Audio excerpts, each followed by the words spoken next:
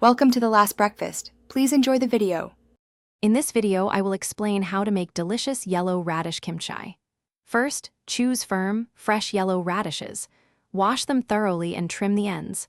Then, slice the radishes into uniform, bite-sized pieces, about 1/4 inch thick. Next, lightly salt the radish pieces and let them sit for about 30 minutes. This step helps remove excess water and gives the kimchi a crisp texture. Now let's prepare the flavorful kimchi paste. You'll need gochugaru, minced garlic, fresh ginger, and a touch of sugar or fruit puree for sweetness.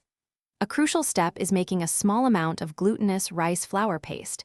This acts as a binder, helping the sauce cling to the radishes.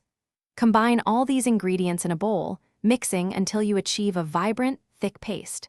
This paste is the heart of your kimchi.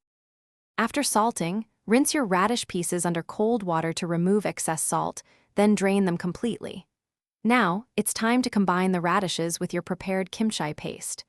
Use your hands, wearing gloves, to gently massage the paste into every radish piece, ensuring even coating.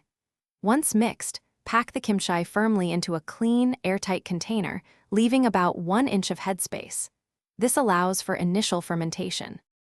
For initial fermentation, leave your sealed kimchi container at room temperature for 1 to 2 days, depending on your desired sourness. You might see some bubbles, which is normal. After this, move the kimchi to the refrigerator.